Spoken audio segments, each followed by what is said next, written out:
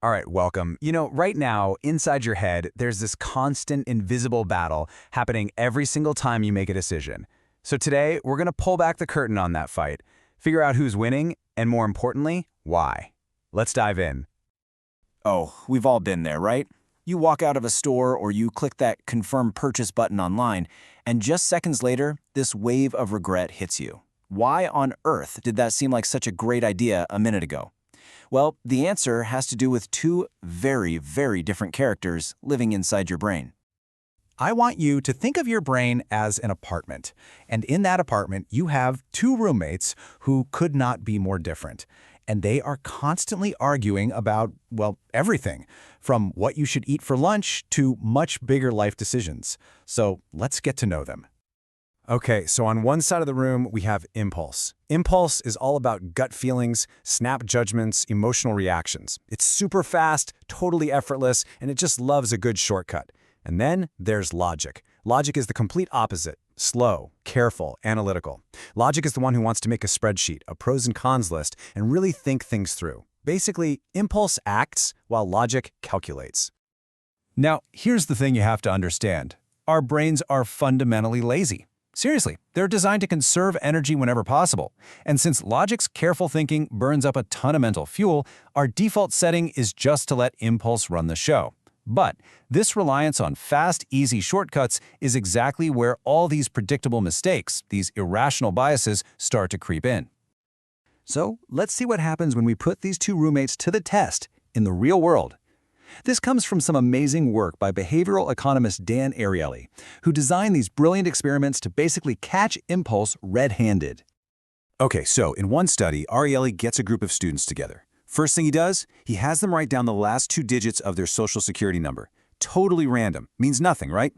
Then he shows them a few items, a nice bottle of wine, some fancy chocolates, and he asks them, would you pay the dollar amount of those digits for this item? And finally, he tells them to actually bid on the stuff. The big question here is, could that completely random, totally arbitrary number actually influence how much they were willing to pay? And the results are kind of wild.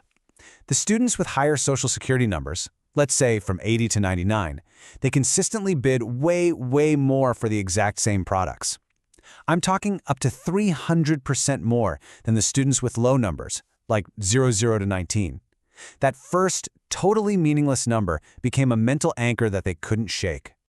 This is impulse running the entire show. It just grabs the first piece of info it sees and goes, yeah, that number feels about right, let's start there. Meanwhile, you can just imagine poor logic in the background screaming, wait a minute, your social security number has absolutely nothing to do with the value of a bottle of wine.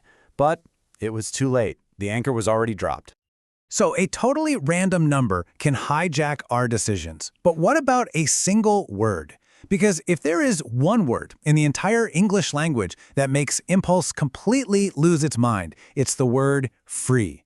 So in another experiment, people were offered a simple choice. You can have a fancy, high-quality Lindt truffle for 15 cents or a regular old Hershey's Kiss for just 1 penny. What would you do? Well, an overwhelming 73% of people made the very logical choice to pay a little bit more for a much better chocolate. Logic was in control, calculating the value. But then, the researchers did something so simple but so sneaky. They just lowered the price of both chocolates by a single cent. So now the truffle is 14 cents and the Kiss is free. Now, rationally, the price difference is exactly the same, 14 cents. The truffle is still the better deal. So people's behavior shouldn't really change much, right? And boom, a complete and total reversal. The second that Kiss became free, everything changed. Logic got shoved out of the way. Suddenly, 69% of people went for the free Hershey's Kiss. That zero-cost option was just too powerful, too seductive to resist. And you can just hear impulse in your head absolutely screaming with excitement. It's free! Logic! It's free! There's no risk! We're not losing anything! We have to get it! The emotional thrill of getting something for nothing just completely short-circuited the rational brain. And logic is just trying to whisper, but the truffle is still a fantastic deal for only 14 cents, but impulse is already tearing the wrapper off that free chocolate.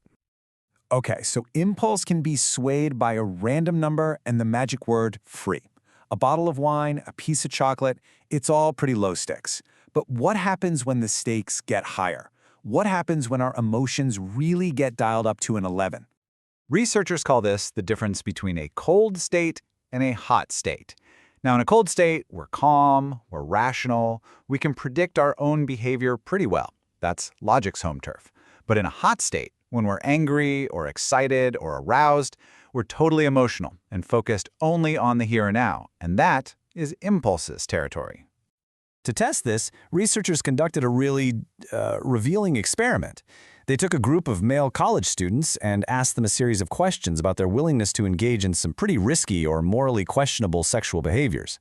First, they answered when they were in a completely calm, cold state.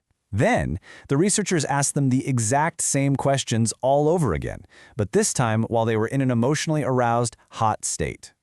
And the results really show just how big the gap is between our two selves. What the students thought they would do when they were calm and rational was completely, totally different from what they said they would do when impulse was at the controls.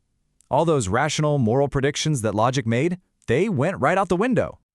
I mean, that's a little unsettling, isn't it? It basically shows that we are terrible, absolutely terrible, at predicting how we will act when our emotions take over.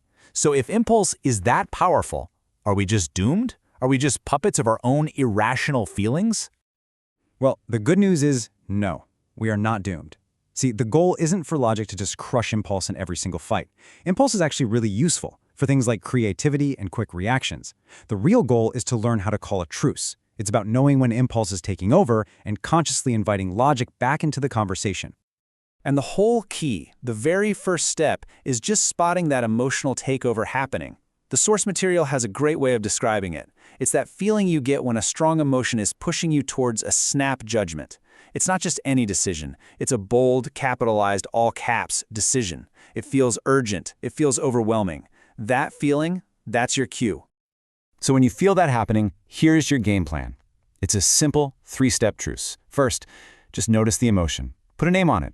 Are you feeling angry, anxious, maybe a little too excited? Second, and this is the most important part, pause. Just stop. Don't act immediately. Create a little gap between the feeling and the action. And third, consciously engage logic. Ask yourself one simple question. What would my calm, rational self say about this situation? That little process, that can be the difference between reacting with impulse and responding with logic. All right, so let's tie this all together. We've got two roommates in our head, fast, emotional impulse and slow, deliberate logic. Impulse's love for shortcuts leads us into all sorts of predictable biases, like getting stuck on an anchor or falling for the allure of free. And we know that in a hot, emotional state, impulse can take over completely. But the key to winning this internal battle isn't to silence impulse. It's just becoming aware of who's talking. Because, look, at the end of the day, those two roommates are always going to be there. They're always going to be debating, arguing, and trying to grab the steering wheel. So the real question is, in your next big decision, who are you going to choose to listen to?